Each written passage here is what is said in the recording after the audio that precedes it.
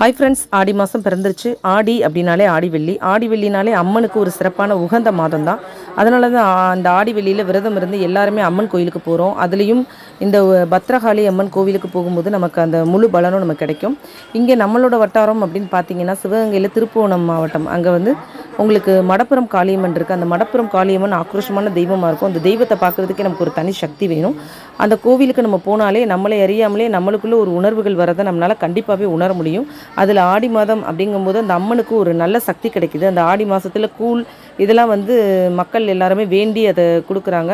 இங்கே கோயில் வந்து முதல் வெள்ளி அப்படிங்கிறனால ரொம்பவே கூட்டமாக தான் இருந்தது. இருந்தாலும் முதல் வெள்ளி அம்மனை தரிசிச்சிட்டோம்னா நம்ம வேண்டதெல்லாம் நடக்கும் அப்படிங்கிறது நம்ம மனசுக்கு ஏற்படக்கூடிய ஒரு எண்ணம் தான். அதுக்காக இன்றைக்கி கோயிலுக்கு வந்தாச்சு. ரொம்பவே கூட்டம் அதிகமாக இருக்குது. உச்சிக்கால பூஜை பார்க்கலாம் அப்படிங்கிற மாதிரி தான் நாங்கள் வந்திருக்கோம். ஸோ பூஜையும் சிறப்பாகவே நடந்துகிட்ருக்கு. மடப்புறத்தில் வந்து அந்த நம்ம லெமன் மாலை வந்து ரொம்ப ஒரு சிறப்பானது.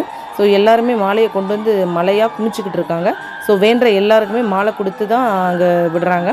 இந்த கோவிலில் நம்ம வேண்டுறது எல்லாமே நடக்குது. நமக்கு யாராவது அநீதி செஞ்சால் கூட அதுக்குரிய பலன் இந்த கோயிலில் வந்து வேண்டி ஏதாவது பண்ணுறாங்க. ஸோ அதுவும் நடக்கும் அப்படிங்கிற மாதிரி தான் சொல்கிறாங்க. ஸோ இந்த ஏரியாவில் இருக்கவங்க நிறைய பேர் இந்த கோவிலுக்கு அடிக்கடி வர்றாங்க. இதுவரை இந்த கோயிலை பார்க்கல அப்படின்னு நினைக்கிறவங்க இந்த வீடியோக்கு அப்புறமாவும் கண்டிப்பாக போங்க. இந்த வீடியோ உங்களுக்கு பிடிச்சிருக்குன்னு நினைக்கிறேன். நம்ம சேனலுக்கு சப்போர்ட் பண்ணுங்கள்.